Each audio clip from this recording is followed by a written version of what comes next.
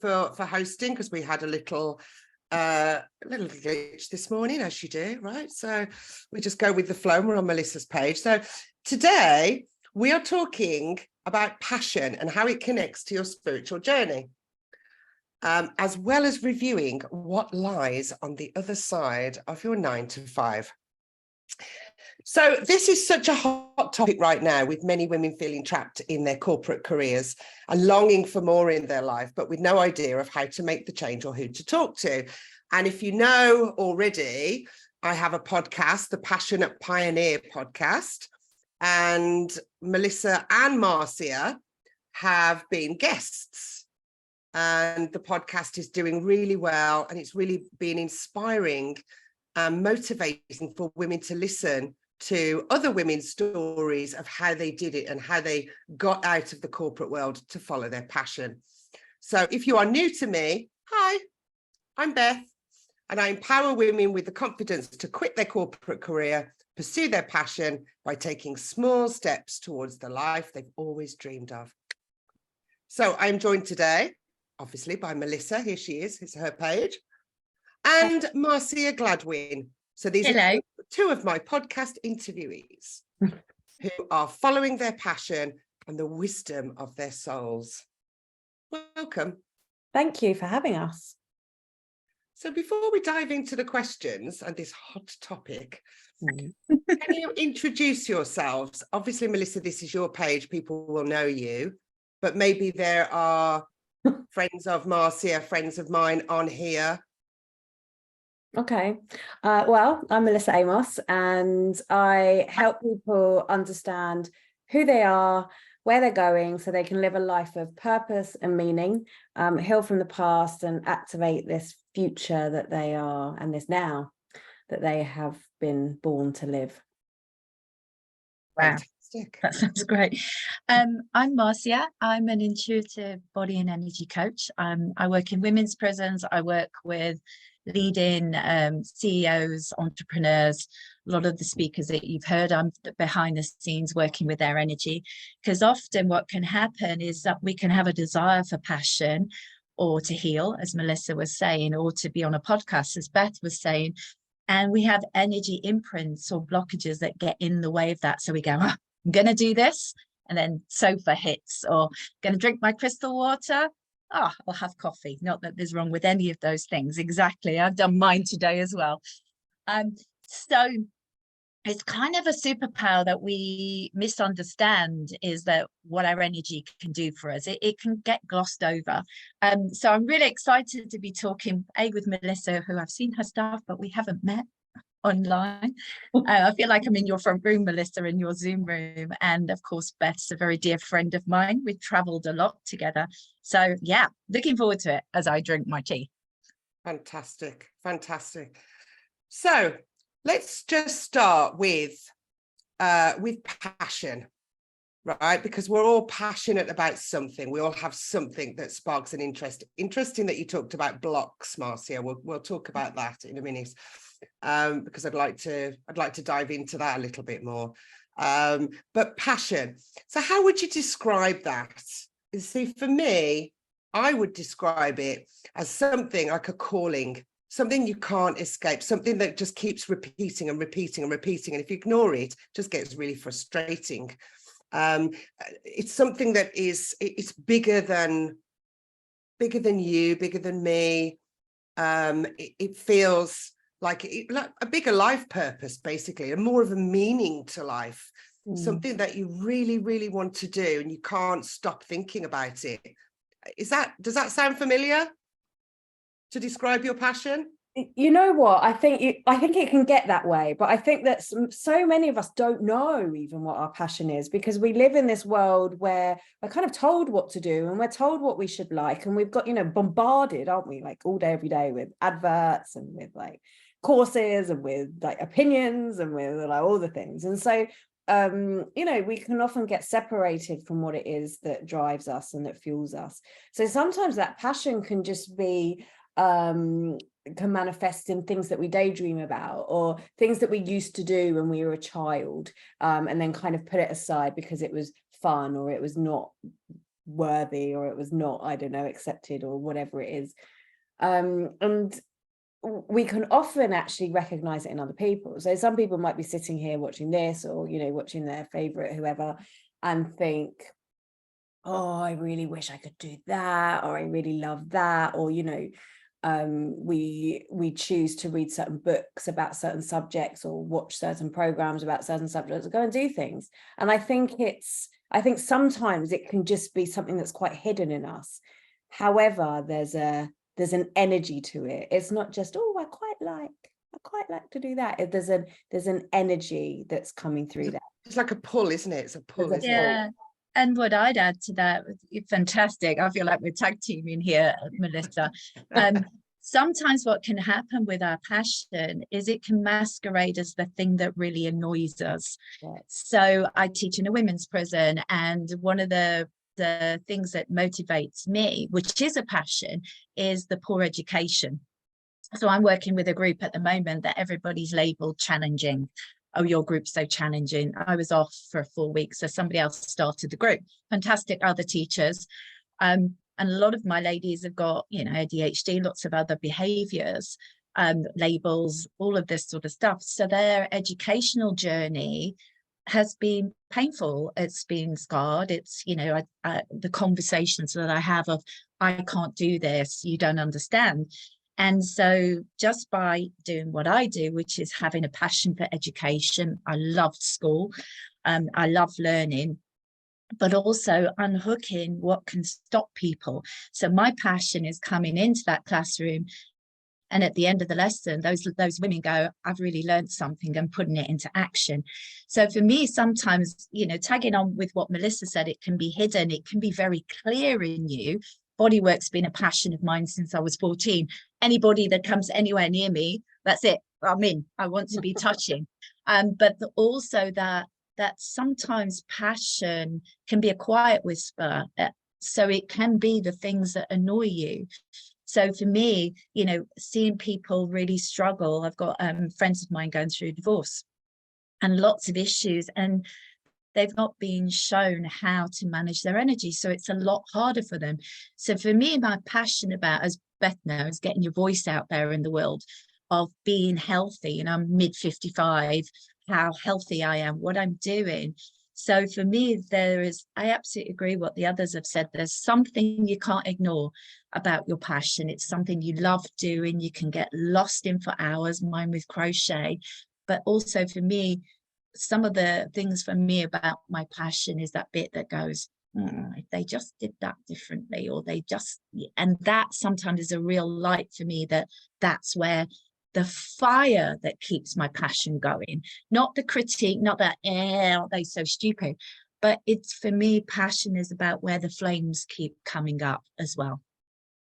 Yeah, it's interesting because, you know, it's educating, isn't it? So Melissa does the same. I mean, it's educating and learning and growing. And, you know, you obviously, Marcia, you're in prisons, in the prison system. So, you know, it's such a joy, isn't it, to be of service to others. I think that's sometimes aligned with our passion. It's when we stop being in service to self, and we want to be in service to others, and we want to educate, and we want to see people grow and learn and you know, and be inspired and motivated and grow with them, right, as a community.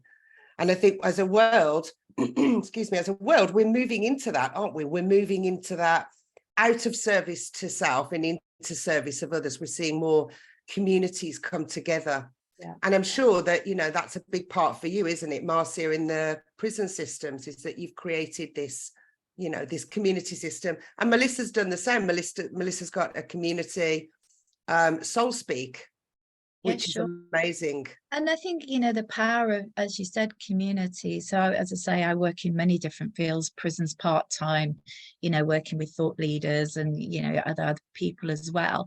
You know, sometimes, you know, a big part of passion is it's something that drives us, but as all three of us know, that if you don't support your passion with good practices, then passion is fire.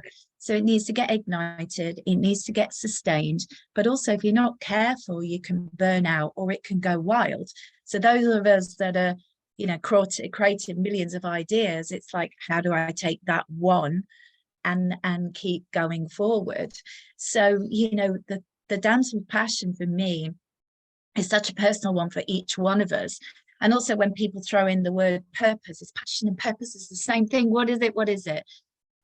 So, you know, it's, you know, passion can change. So that I feel like there's a baseline for all of us about what our passion is about, but then it can come in different ways as we evolve, as we change. That baseline will always be the same. So for me, helping people to be free, to be independent, whether it's in their energy, in their education, financially, how they're working with clients. And that changes through body work, through teaching, through Zoom.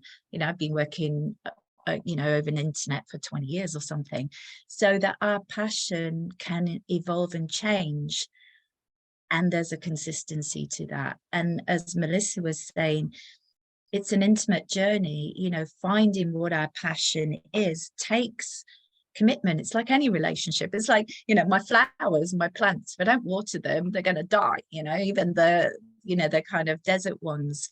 So there's more to passion. So to go back what we were saying, that first thing of listening, identifying, so that you get a sense of it. So I know that some of our people listen and go, yep, got my passion nailed, it's on my card, it's in my business, it's in my life, it's in my affirmations, and they're doing all that. And some people are like, I don't even know what that is. So, you know, for me, the first step about your passion is looking in the two areas. What is it that presses your buttons that you want it to be different? And what is it that's quiet? Like sometimes it's like, you know, oh, I remember there was a knitting designer when I was in my teens, and that started my love of color and putting things together. So, you know, those kind of things are also important.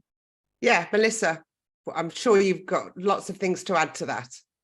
You know, I love what Marcia said about it can be the thing that triggers you as well as the thing that kind of fires you up. But that's the thing, it's that fire that comes in. Because if you see somebody doing something or being something or having something, and it causes an emotional reaction in you, it's because there's something in you that's recognizing that. Either I want it and I don't have it, or I could do that, or, you know, or the opposite, like I'm there and I'm with you. And this is how these kind of tribes and communities, I think, come together. I've worked a lot, you know, and this is where shadow work and all this fun stuff comes in. Fun stuff, shadow work, fun stuff. Yeah, it can be fun, right? It's just like, let's have some fun. Let's dive into the shadow world. Shadow work. That's how it is, isn't it? Yep. But if you imagine a fire burning in the base of a cave and it's shrouded by shadows and it's you know, it doesn't have a chance to be let out, then that's when things are maybe going to go a little bit wild. And it is just about opening that door and that avenue and going, okay, like what is there? And then we can tame it, and then we can or unleash it, or whatever needs to happen. I've done a lot of thought about purpose and passion and joy and all of this, because that's mainly how I support people. You know, people come to me with one agenda, that they want to kind of free themselves from this, or they want to work towards this, and it always just boils down into, okay, what you want is a life of meaning and purpose, like, and I think that's what it all is. And we can sometimes think this service to others is our purpose, that our purpose has to be some big grand gesture to change the world. And it's not always the case. But if we pull it all the way back, I think we all have a purpose. I know we all have a purpose. There's all that for every single one of us. There's a reason why we're here. We're not here just for some flick of a button, right? We're here for a reason. And we can often understand what our purpose is by understanding what it is that lights us up. And this is where the shadow work. Thank you. That's exactly right. Yes. if we can really understand what triggers us, what lights us up, where we find that joy, where we find that passion, where we want to be, you know, like Marcia said about the color, right? So you might get this real passion about wanting to learn about color and understand the difference of how it makes you feel, for example, or you know, even when you're painting your home, you might be like, okay, I'm really passionate about that right now, and then it turns into a study of color therapy, right? Or of, okay, well, I've experienced it if it's red, if it's blue, if it's green, etc. But we follow that passion and we allow ourselves that that exploration. And then maybe what might happen is, as we keep on following it, something comes up that you're with a client and you notice that they're always wearing dark purple and they're always quite sort of, you know, inwards, or, you know, maybe a little kind of like low in energy or low in mood or something. And then suddenly this passion that was just about painting your living room comes in. You're like, well, you know, maybe you could have some yellow going on in your life. And then it's almost like we follow these threads. Absolutely. Based on, right, what it is that we just love and Right. Oh, you know, like kind of we can really get our teeth into. And then somehow it turns into a purpose, which then somehow becomes bigger than us, because then we're using it to help and assist and change others. So Yeah, it's a beautiful journey. that's great. If the both of you have given a great explanation of that, because one of the questions I have is how can you find it? And it is, you know, as I say, you know, follow the breadcrumbs. That Melissa says the same. Marcia, when we had our podcast interview, Marcia called it following the cake. It was cake, not breadcrumbs. It was big pieces of cake. Which I loved, right? I love that analogy, right? So it is just following the threads. I think also, you know, sometimes people can take too much of the seriousness, because, you know, finding your passion is sacred. It is, you know, there's a vitality to it. But if we're going, got to find my purpose, got to get it right, got to get it nailed, we can lose the quietness, you know, that because passion is this flame, but it can start just as Melissa said, oh, I like that color, and then this happened. You know, if we all take a moment just to plot our lives of those key moments. I'm working with the teacher that inspired me at 14, so 40 years ago. We've come back full circle and we're going to be doing work together, and he didn't realize that a 14-year-old that was having lots of trouble at home and didn't fit in, minor strikes, all sorts of stuff, desperately searching. I was already doing 𝒂𝒐𝒊𝒏, so I was doing creative visualization, I was doing sport, I was into nature, I was going to spiritual church, but nothing had landed as a form of a career. You know, and so I went to hair and beauty show and got lost on the corridors and ended up in his shiatsu demonstration. 1984, Marcia goes back to school, maybe 82. I want to be a shiatsu practitioner, which in Yorkshire in those days was not the thing to say.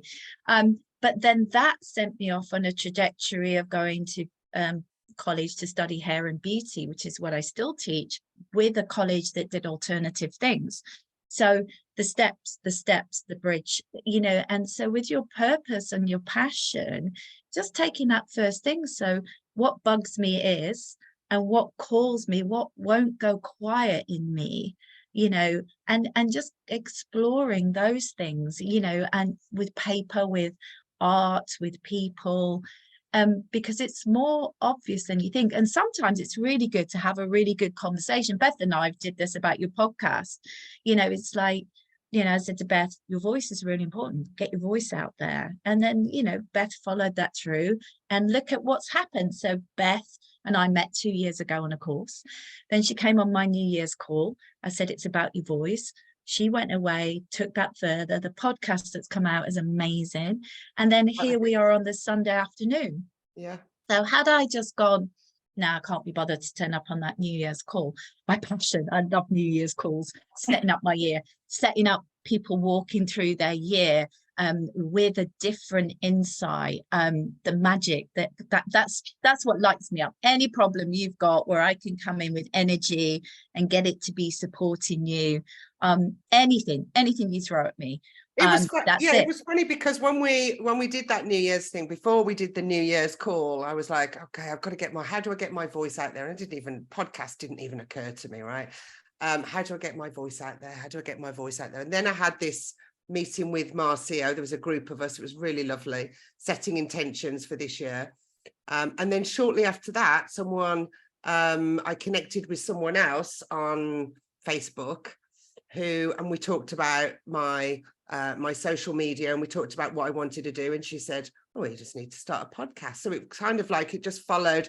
It was exactly the universe just stepped in. And as soon as I opened up that portal and said, you know, I need to get my voice out there, that's exactly what I need to do. I'm not sure, but I know I need to do that. The universe steps in. I love that. So I want to just go back. Can I just finish one thing there? Oh yeah, sure. Because absolutely the signs come in. And if we don't do what you did, which is the bravery of taking the action, then it becomes another story of you didn't. So the universe or the world or your intuition or your granddad, whoever it is in your world, will bring these things because we're all around us. And it's our job as part of our passion and purpose to act on that. Because otherwise it just goes flat and quiet. And then, you know, it's like clothes in your cupboard, isn't it? Once upon a time they were fashionable. You chuck them away and then they come back into fashion, and your purpose can be like that, and your passion. So if you don't action it, then it goes quiet. It doesn't go away, but it goes quieter or different. Yeah, absolutely. Yeah, it keeps recurring. It's a recurring theme, right? It keeps coming back. You know, and what I've seen over and over, right, is this manifests if we don't pick it up and we don't allow ourselves that. And it is bravery and it is courage. And there's no one here, especially on the entrepreneurial path, that hasn't had a touch of bravery. But what happens when we ignore it and we go, oh no, well, what I shoulda, coulda, woulda, you know, do, it starts to manifest into, well, for me, before I, you know, took the leap, this kind of low level anxiety, this like real frustration in life, this not trusting yourself, this stagnated energy. And then we're like, hold on a minute, I've got the job, I've got the car, I've got the house, I've got all the holidays that I'm allowed to go on for 20 days a year or whatever it is, got all these things, and I don't feel happy. I must be failing at life. Oh, right. This is the thing that's going, this isn't your life. This is not for you. You need to change. Listen to us. This is your emotional guidance system, which comes right back to this passion thing of this thing that's firing us up, is like wanting to be actioned. And when we push it down, it manifests in all these different symptoms and behaviors and ways of being that we are led to believe that means that we're broken, when actually we're so fixed because our emotions come and do this. Yeah, and I think also that sometimes our events, you know, being made redundant, you know, breakups happening, all that sort of, you know, as you said, your internal guidance, your wisdom working all of the time. And, you know, it's not always easy to piece things together. You know, crochet, I learned to crochet. I was, you know, it was a really difficult time mental health wise about 5 years ago. Things were all going wrong, you know, again, not following so much of my purpose. And I learned to crochet because of the research behind it, something I always wanted to do.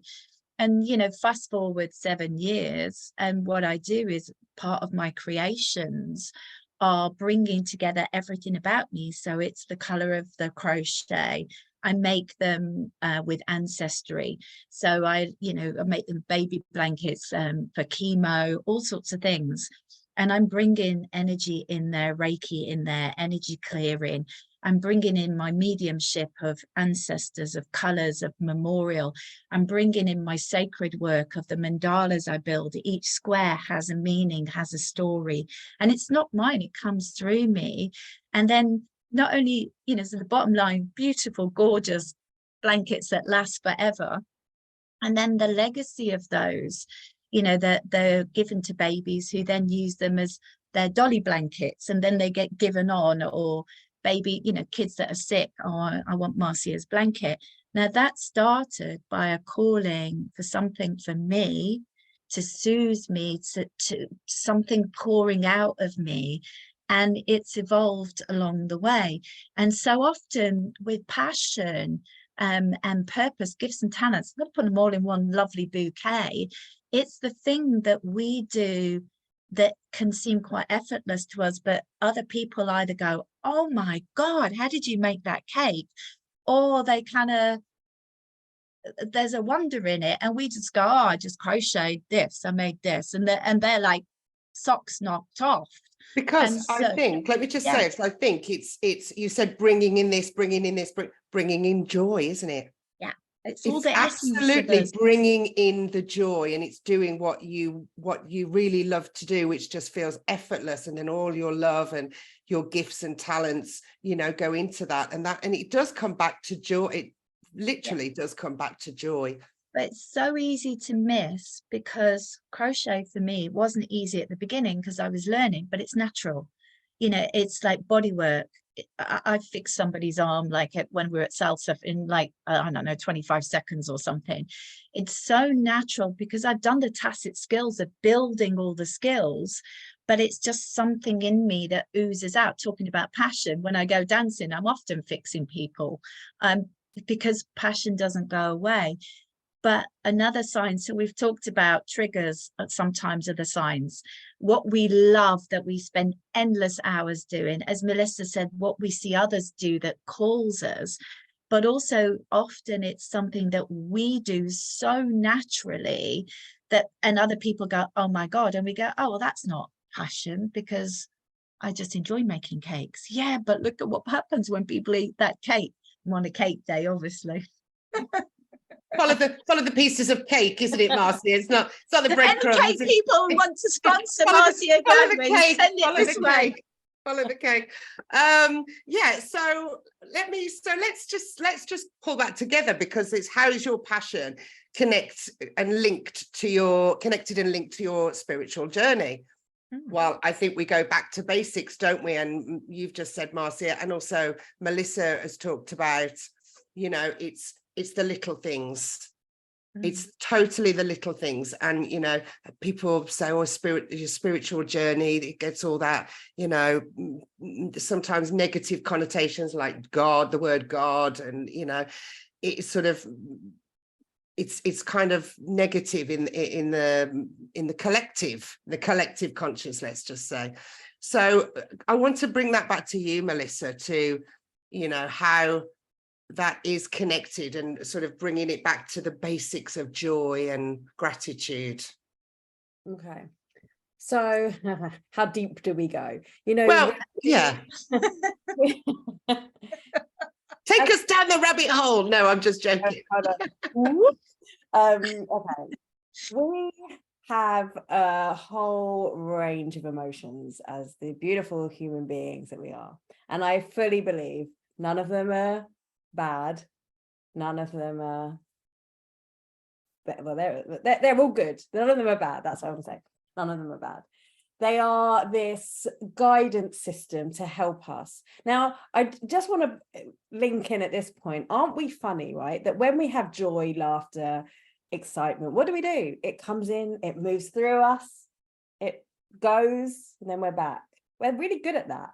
But when it comes to all the other stuff, the anger, the despair, the apathy, the anxiety, we kind of hold on to it like, I can't. Yeah. You know, there's all of this, right? So, and that's not the way. The way is to allow and to let it, and which is why I think all this energy healing and the body work and like all the stuff. Why, one of the reasons why it works, because it allows the energy to move through the body. But what we have, I think, is that as humans, part of our purpose generally is to allow ourselves to move through this emotional scale, to allow ourselves to feel and experience what it is like to be in all of this, and not to stay stuck, but to move through. And you can look up what's his name? Dr. David Hawkins. He's done he's got an amazing book around the map of consciousness. And if you're not familiar with that, I recommend just having a look even at the map, because I think that I think we have a few purposes in life, but one of those is to move through this scale, to come into acceptance, to come into joy, to come into bliss, to come into enlightenment and all of this stuff. However, it's not always so easy to just go, right. However, this It's my wings.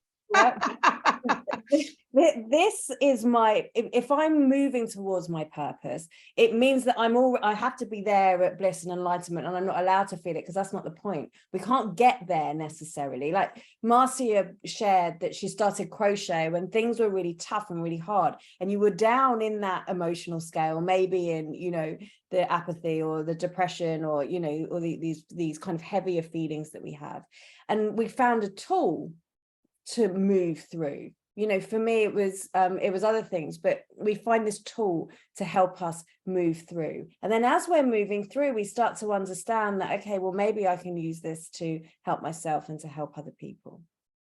But then what happens, I think, as we are really going into what's my place here in the world, like, why am I here?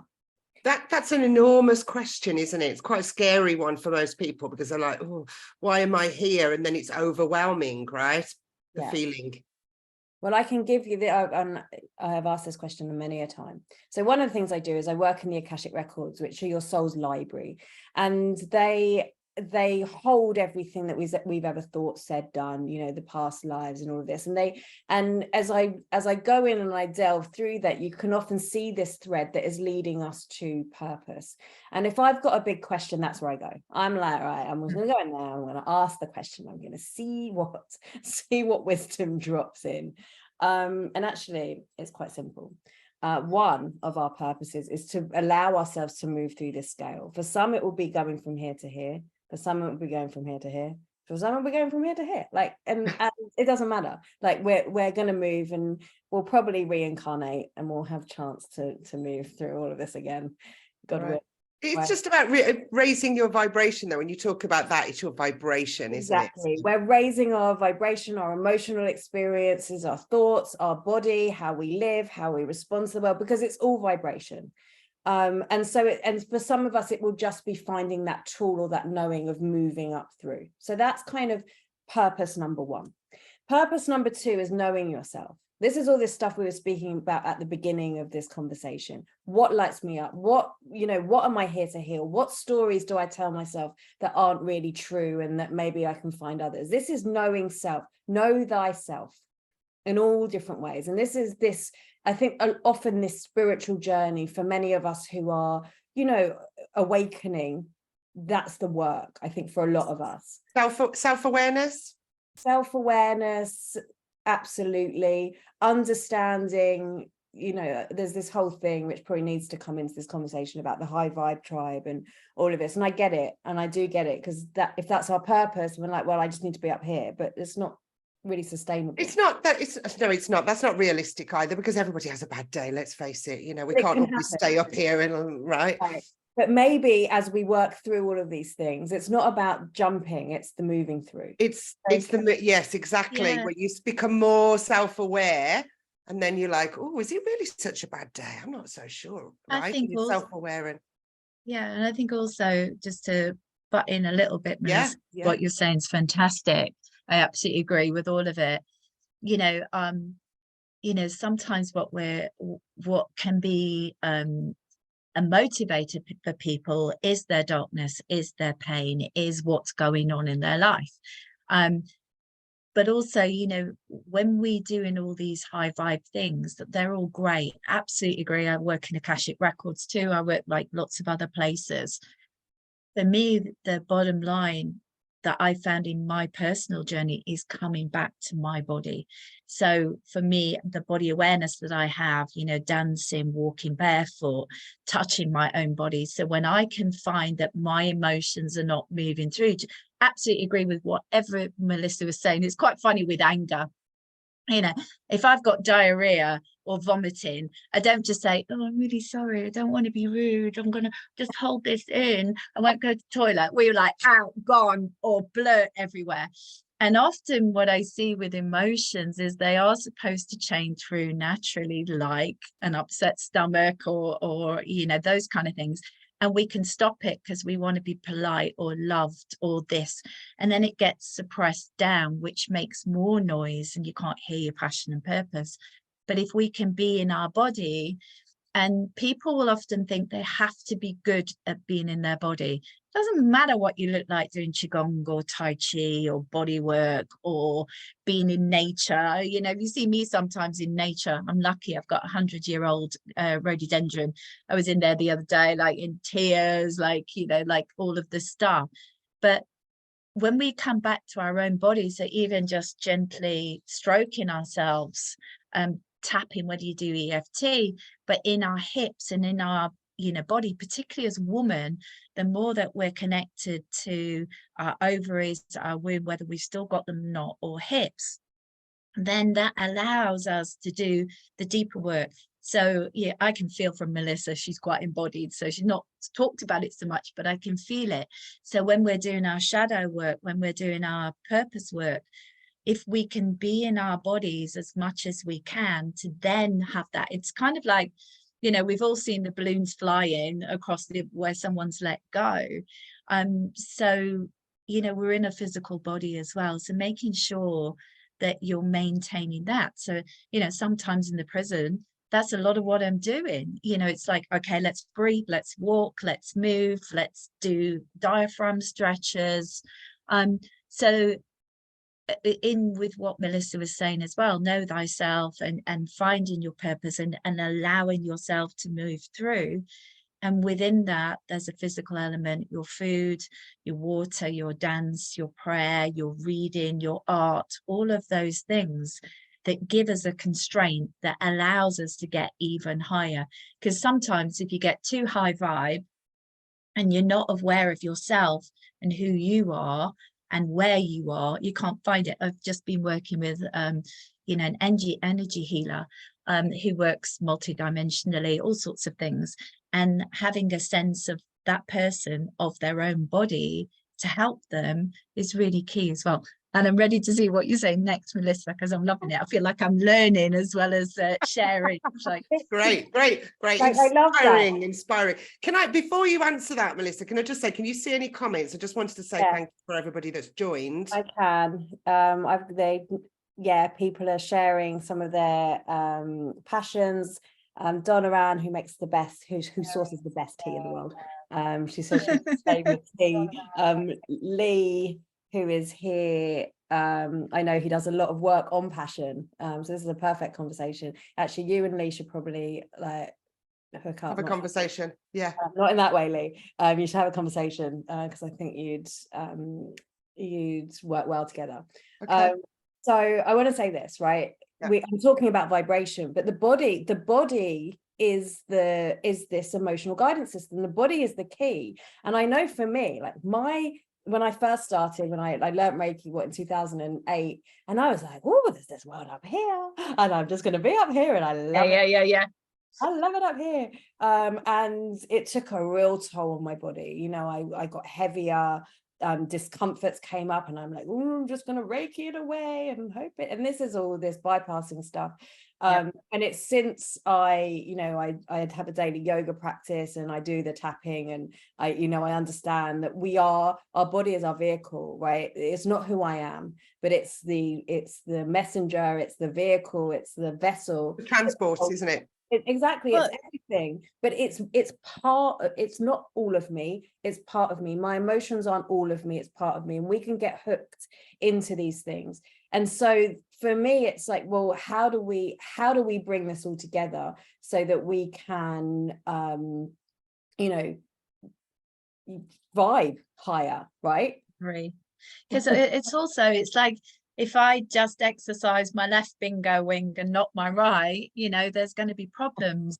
So when we look at ourselves, working in the shadow side, or what we want to deny, suppress, control, get over, and what we love and what we're going to, it's, you've got to work both of it, and you can't be so in shadow that you don't see anything else, and you can't be so in purpose that you bypass, because I have a left and a right for a reason.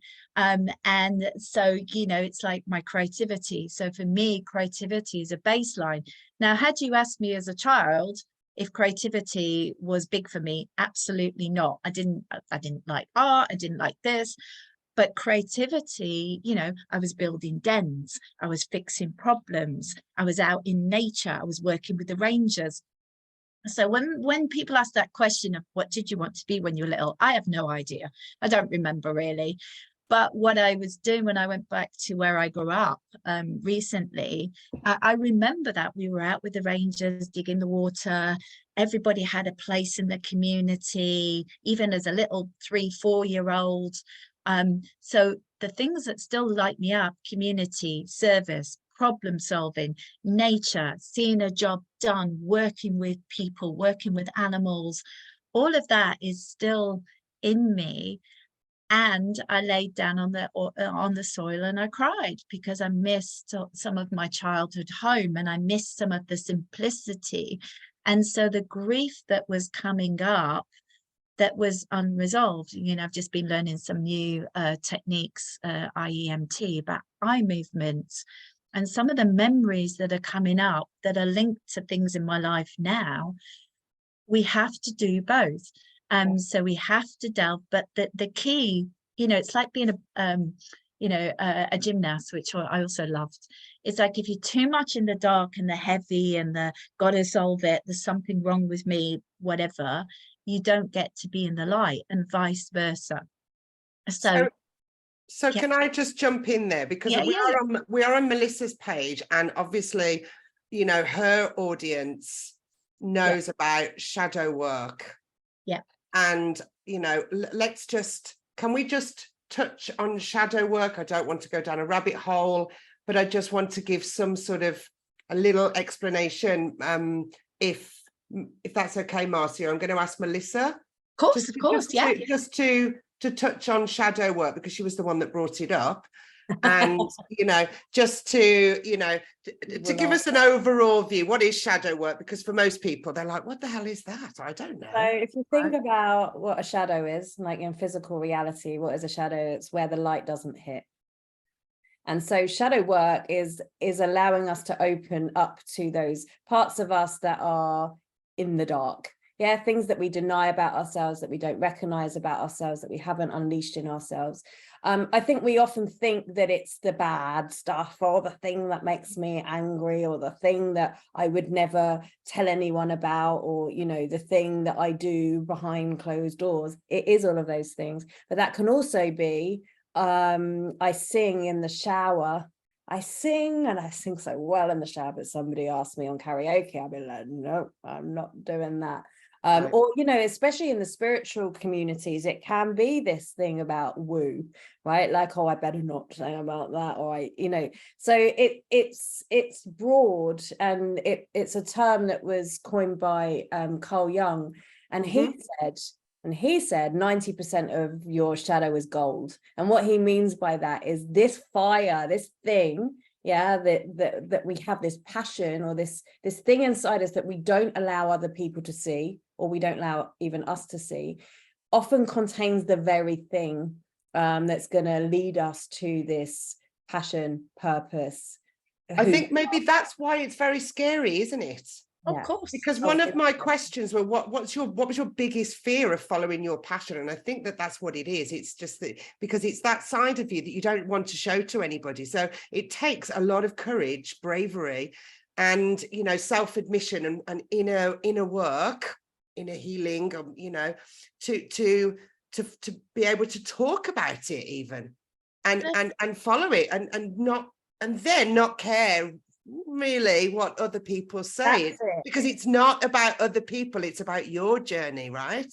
This is where the know thyself comes in. If I know myself so well, and I can trust myself and embody all of that, then if somebody comes in on my page and goes, oh, I don't believe what you're saying, I think that that's rubbish, if you aren't if you haven't worked through that and worked through all the sides of it, then that can really throw you, or it can get you to retreat, it can do all of this stuff. But if you're owning it and you're not trying to put, like, I don't ever say to people, oh yeah, and I never get angry, oh yeah, I'm in the floaty world, oh, I don't drink my coffee, I'm like clean and lean and all of this stuff. And then somebody sees me, it's happened once, in the local supermarket, like on a Friday night, like completely junk food city, young kids going, just shut up, like, and they were like, I saw you.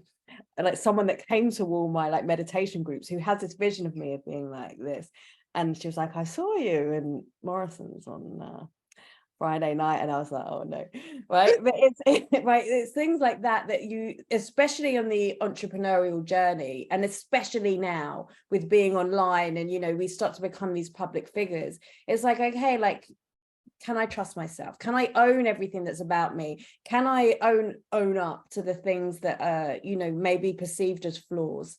Which some people, I remember one thing, right? This singing in the shower thing. So like, I really enjoy to sing, and I'm not a big singer, and you know, I'm not the best voice in the world, but it's fine. And I was leading a meditation group once, and we did sound healing and drumming and all of this stuff. And this one day, it was the one day that I couldn't prepare for anything because everything was just busy. And I turn up and there was like nearly 30 people in there. It was like double what was normally in there. Most of them I'd never met before in my life. And I was like, oh my God. Anyway, so when the energy was like wild in the room, like really intense. And I'm there and like leading everyone through, and my friend's doing the drumming. And then suddenly I was like, I need to start singing. And I heard this thing and it was like, you need to start like chanting. And I was like, and it just kept on coming, and I was like, I just can't do it. And then suddenly it was like, I was so like in the zone that this voice came out of me, and you know, I was just chanting some Sanskrit and some Reiki symbols and different things. And this was about 3 months after I'd really done some deep shadow work on myself. And I'd gone into it and I'd accepted it, and all the stuff that I couldn't admit to myself, I just put out there. And if you want to learn more about that, Charlie Morley is the man to go and read. I went to his shadow retreat, and anyway, there was a big shift there. Anyway, so I sang this thing, and at the end everyone was like, wow, it's amazing. They were like, what, did you play something? I was like, oh my God, no, it was me. They were like, you sounded amazing. And I'm like, did I? And it opened up something in me, but then freed me. There was a freedom there that I'm like, well, I've done the worst thing, like the worst that could happen, my voice would have cracked, maybe it did, but it didn't matter. The energy was there, and the energy was through. And it wasn't long later, or sometime later, that I found myself one day after, I think it was on the solstice, after going through some big energy thing. Now I'm drumming, and I started singing the 𝒂𝒔𝒔𝒊𝒏 mantra, and I filmed it and then hit it online, because sometimes it's this bravery that we're like, oh my God, everyone's going to judge me. And if you can find that bit and going, well, so what? And you hit publish, or you go and live, or you do the thing, and you realize, you prove to your body that's in fight or flight, maybe, that it's okay and no one's going to kill you this time round, that it frees the energy, that fire can then burn a little brighter in you. Yeah, that's funny. You say, yeah, no one's going to kill you this time, right? So that's touching on past lives and reincarnation, which, you know, it is a given really these days, isn't it? You know, next week. That we're all multi-dimension, future. We're all from different planets. We've all come here for a different experience, right? And yeah, amazing. So what's your take on that? I think I'm so in tandem with Melissa. It's so lovely. Thank you so much for bringing us all together. You know, I absolutely agree with everything what Melissa was saying, and also, you know, for some of us that had life experiences where it's just really hard, you know, you can say courage to some people and they go, I just can't find it, I just can't. You know, what helped support me a lot through my journey is, again, coming back to body awareness, I do a lot of the same work as Melissa does. I do shadow work, I do chanting meditations, but she's got that bit so covered so fantastically. I thought I'll just kind of bring in this side as well, because we're just very similar, so beautiful, synchronicity. But, you know, just for me, how anatomy works and physiology, so your body, about where everything is placed and how it has worked. And there's a lot being talked about these days about nervous system, polyvagal theory, so you know what stage you're in, whether you're in red or yellow or green, and there's so many words sort of banded around and being taught very, very well these days. I love training with Master and 𝒂𝒏 around trauma and you know the body. So so an extra dimension, which I know Melissa knows because I can feel it, is that when we're doing that courage, and just as Melissa said, training your body and yourself to go, I didn't die, look, I just pressed the button. Some people are going to hate it, some people are going to love it, but working within our nervous system, so our body is structured, and the baseline in your body, in your brain, is survival, and that's its #1 mission in your body. So purpose can get a bit quiet around that, and it's bringing the two together so that when you work with your nervous system that goes, it's too much, I'll get sacked, all the stories that fire our nervous system to go, oh, I'll do, what happened with us earlier. Beth, it would have been so easy for you to go, I'm just sticking to Instagram Live. I didn't get Facebook. It didn't quite go right. But you stepped into your own courage and Melissa's resources. Yes. So with our nervous system and our body, even if just before you get terrified about pushing, coming back to your body, expanding your nervous system, you don't need to know all the theory about some of the words we're talking about. We've covered a lot today: Akashic records, nervous systems, right. High vibration. And that can seem like another barrier going, oh my God, now I need to know about Akashic records. No, what you need to really know about, those are learning and development and stretching. You have an innate wisdom in yourself that understands passion and purpose. It knows what you're really, really here for, no matter what your stories say, no matter what your brain says. And sometimes your nervous system is so stuck on its agenda of survival that bringing your passion into your body and your purpose. So one of the exercises I do with my clients and people is having a symbol of what your passion is, even if you don't know it. So we've talked about flames, we've talked about fire, we've talked about desire. I've talked about cake, which is a desire for me.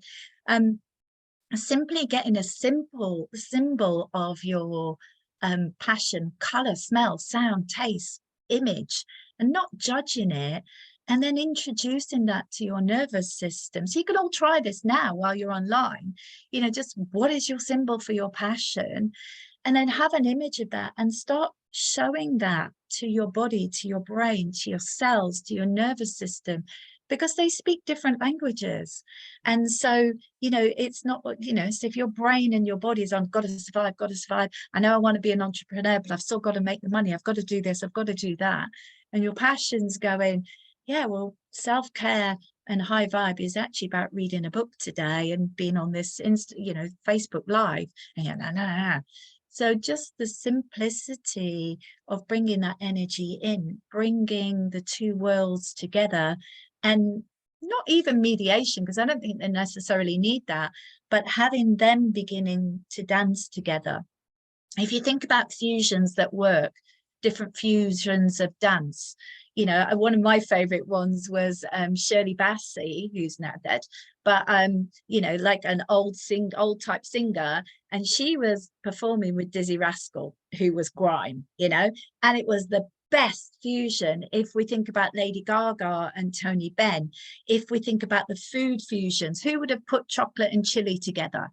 So bring in your passion and your purpose and your brain and your nervous system together to say, how are we working together? As Melissa said about the chanting coming out, people think that shadow is separate to passion. No, it's all the same. It's all the same. or it exists in the same space, and how to bring those through. So the exercises, the breathing, you know, all of those things make it so much easier to facilitate. And I absolutely agree with both of you. Bottom line, press that button, go live, because you can work with your nervous system, you can do all of those things, and that can be another excuse not to go live and to follow your passion, because there is this baseline: keep me safe, you know, don't stand out, don't do this, don't rock the boat, don't, you know, all of these things. And actually the truth is that that's just the guardian of the gold. That's the dragon protecting everything that all of us have been talking about.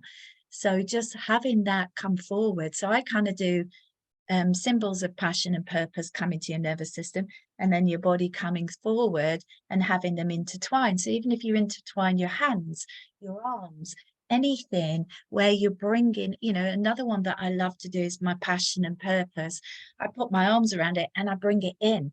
You know, I'm not a great dancer. I love dancing, but I'm a body worker. So the more that for me physically, I can bring this purpose into my body and touch it into me, hold it into me, stroke it into me, bring it with me, the more that helps me personally to not go, oh, but I don't understand technology and, you know, my hair and da da da da da. And well, so that's one of the ways for me. It does just take that second, doesn't it? Because like you talked about fight or flight, most people would know that, you know, it's when your body just goes into, oh my God, it's unsafe. My body doesn't feel safe. That's what it is, right? And it's about just learning and being self-aware in that moment to be able to flip the switch.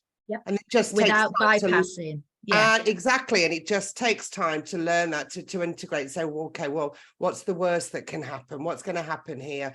Just why am I so scared? And working with that fear, which is the shadow side of why am I scared? What's happening? Okay, let's bring in some love and some feeling into it and work through it. I think also, you know, that a major drive for me about my passion, Melissa's talked about it, you've talked about it, we've talked about the books that inspired us, the people that inspired us, those critical moments. How I've got through a lot of things is listening to MP3s and YouTubes. And if those people hadn't recorded that, taken the time to do that, I wouldn't be where I am. I wouldn't, you know, if I hadn't read some of the books. Now, a lot of what most of us do is we develop our own work and our own system, and that's where the deep work comes. But if we hadn't read that book, you know, if Carl Jung hadn't sat down and written about gold, well, then alchemy, then, you know, William Whitecloud's work, you know, all of these other things wouldn't have spiraled forward. So that one thought you had, Melissa sharing about singing, even though she was like, oh my God, that one thing, you have no idea what that does for somebody else. I have prisoners come back to me. I have people on my Facebook that I taught when they were teenagers 20 odd years ago, and they still come back saying, you're the best teacher we ever had. We still use your things.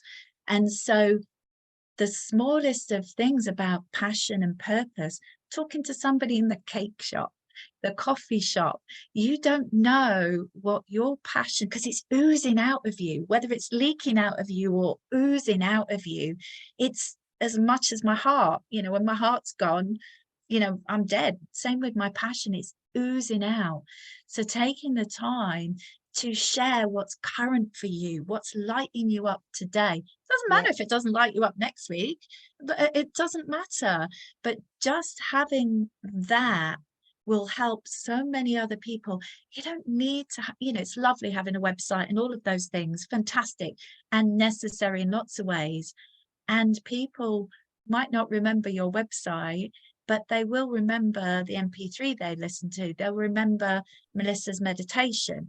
They'll remember who was there in lockdown. So, you know, with your passion and your purpose, it doesn't have to be clean, doesn't have to be perfect. I love cake. No matter what it looks like. It's a bit of a misnomer as well, isn't it? Because there's no such word as perfect. We're human beings. It doesn't exist.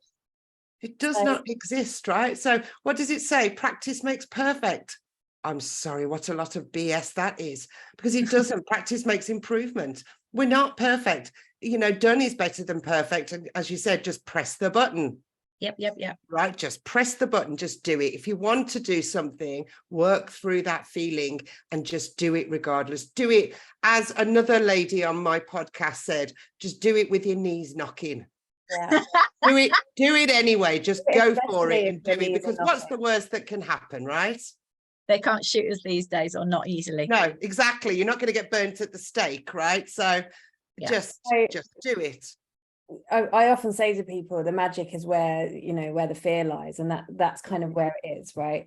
I'm going to say this. So remember, like, however long ago it was, half an hour ago, I said that I asked in the Akashic records, I was like, what's the point? What's the purpose? And they gave me these kind of, well, first of all, this know thyself.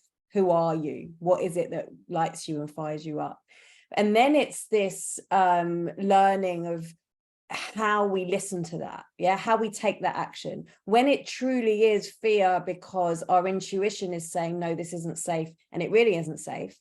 Or when is it our body saying it's not safe because 3 lifetimes ago it wasn't, right? So we understand that, and then we take this inspired action, and we keep taking this inspired action, because what happens is, yes, I'm working in this system, and this is about me at this point. This is about me. This is about my journey, my life, what lights me up, me, right?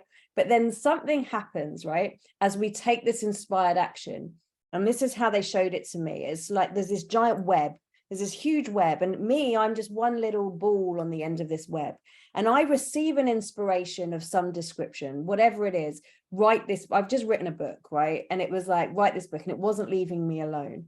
Maybe, so how they showed me, maybe this thing that I need to write this book, yes, it's for me, and it released, and it was very healing and all of that great stuff. Maybe somebody over there was like, I really need this thing. I really need this conversation. Beth, you had an inspiration to get us together in it. Maybe somebody somewhere, right, was like, I really need to hear about embodied wisdom and action and purpose. And we heard it and we went, oh, but maybe, blah, blah, blah, blah. But we did it anyway. And in those moments, these two things become aligned. And then it's like we've, in that point, lifted this whole volume, whole universe we've lifted, not just us. So as you are healing, you do it for you. It doesn't all have to be, because this is another wounding we hold. It doesn't all have to be about how can I use this to help somebody else? How can I do this? Start with you. Start with who you are. It will then move into, well, how am I doing this for us? How can my joy and my passion become, well, I'm going to write the book and I'm not just going to let it sit. Because if I'd have written the book, which is what's happening right now, and it was just sitting on my computer, it's not going to help anyone. So then I bring it out to us, for all of us, and whoever resonates will read it. And then it's like, well, how do I do this for all? How is now this going to help the general, so that everything lifts and raised? There is zero coincidence that you are here incarnated in this earth at this time today. And your only job is to follow that bliss, right? Follow that joy. Move through the things that you think make you scared, and this is where the growth happens. Do the thing, take the inspired action, and then it's like, well, how do I make this bigger than me? And if you follow those little steps, if you are sitting here listening to this in a job, like, I want to be out and I want to be doing this, I want to be having these conversations, you start there, and then you move and you get some help. Beth's amazing to assist you if that's a path that you're on now and you need somebody to go, help me because I'm so overwhelmed and anxious and I don't know what the hell I'm going to do next, right? But if you don't go and do this, if you don't do it, that person there may not ever receive the help or the assistance, the healing, the joy, the inspiration that they need, so that they have permission to go and do this. When you hit your purpose, you are doing it so much bigger than an internal joy. Well, I think we're just, we're here to lead by example. Sorry, Marcia, we're all here to lead by example, because I do believe when you said about the inner work, we have to, something I didn't realize was started as an entrepreneur, is that I needed to do a lot of work on me, which I didn't realize, but I did that work, and it slowly evolved. And I think that, you have to, because you have to walk the talk. You know, when you're talking about something and you're trying to teach someone something, you've got to do it from experience. We're all teaching from experience and then learning and growing. We're all evolving all the time anyway, but I think that's, yes, sorry, Marcia, go ahead. No, I was saying that again, the similarity of, or on the same line that Melissa and I are about things. And also, you know, the other thing is, it's like, I don't play computer games, but I do other things. And, you know, like, you can do whatever you're doing, you're learning, you're putting out your work, you're growing, and then you go up to the next stage and it can seem like, oh my God, here I am again. And that evolution keeps continuing. It's never just going to be easy street all the time. The more that you work with yourself and take your inspired action and follow through and treat yourself as a human, the less you stay in those darker places or those kind of uncomfortable places. And I'm not talking about bypassing. Really, you know, bypassing is when something's going on and you positive your way out of it, or you treatment your way out of it, you override it. That's very different to having something come up with you and go and seeking internal work with yourself and with other people that can help and support in that area. So, you know, just that whole thing about how we constantly move forward with our passion and purpose and our peers. You know, I mean, like, I can see how, you know, compatible Melissa's work is with mine and Beth's work is with mine, and the synergies that are starting to come together of, you know, once upon a time it was just all healer type people together. Now people are coming together in the most amazing opportunities to create offerings that, you know, are just incredible. And the bottom line that we're all saying is, if you've listened to this, we've been on for an hour and whatever, 10 minutes. And if you've listened to this, even stopping right now and taking 2 actions from what Melissa said, Beth said, I've said, go back and listen to this again. Don't leave them, as Melissa said, if the computer had stayed in her book, if my crochet had have stayed the way it was, if I, you know, the interview, how I ended up in prison work, I was interviewing for a beauty job and I was late. And then someone saw something in me and said, well, you're unflappable. And I ended up teaching in Holloway prison, which was probably one of the best jobs I loved.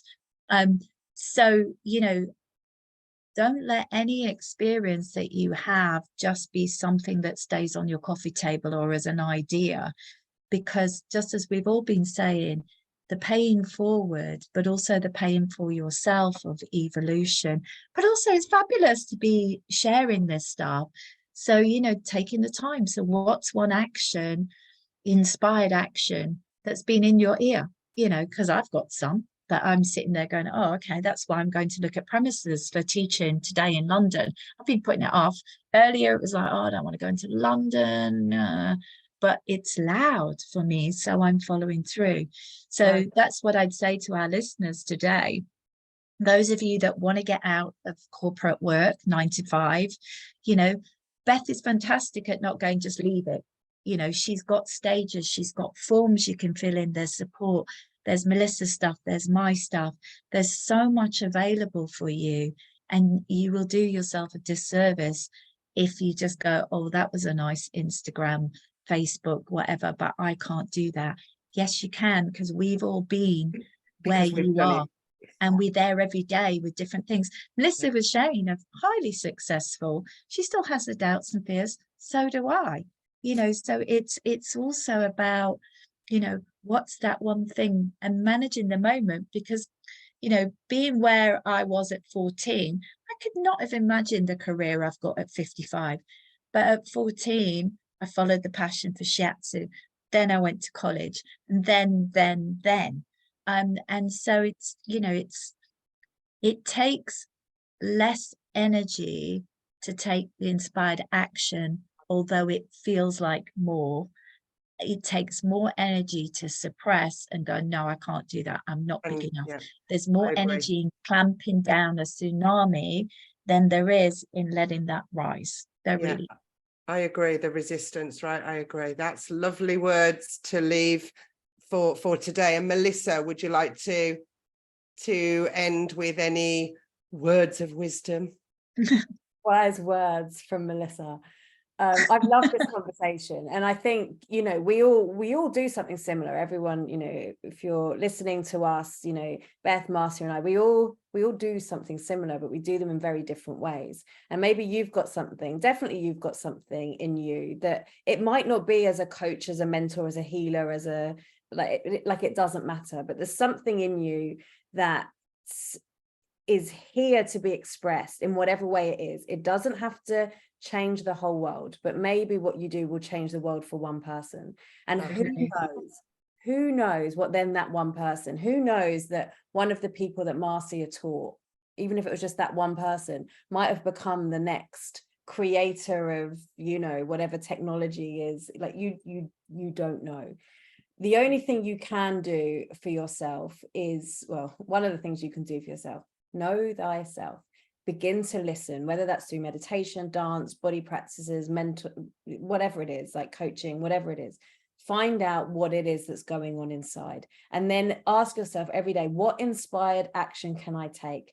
I did this right back on 2008, 9, 10. I was like, what inspired action can I take? And sometimes it was something teeny tiny. Sometimes it was picking up a book. Sometimes it was something big like hitting live or messaging somebody and asking them for help. What one thing can I do? Because every single time we do this, we are moving, we are on purpose. We're not even moving to our purpose. Every time we do that, we are on purpose.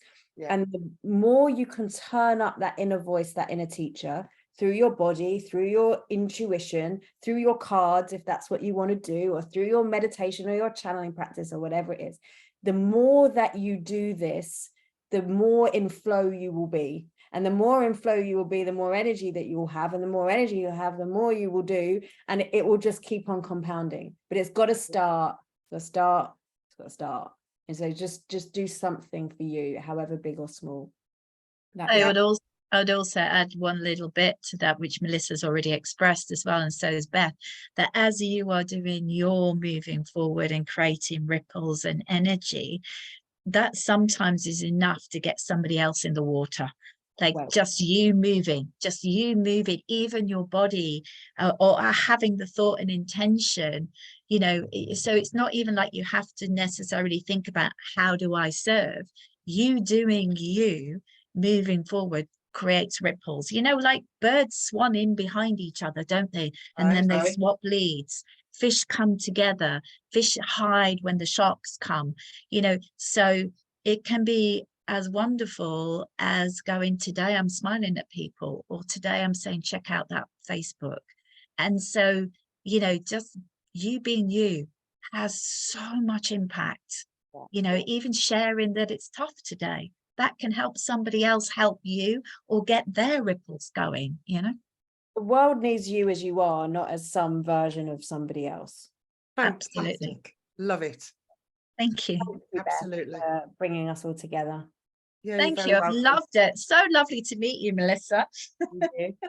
Yeah, it's been lovely. And you know, I've got another one this week with Hannah and Alex. Oh, they're two of my favorite people in the world. Yeah, so I've got another one because I wanted to, because, you know, it's a community, it's the podcast, but I thought, well, let's just take the podcast and let's do some extra lives so that, you know, it's more interaction, it's more community, it's more people can listen.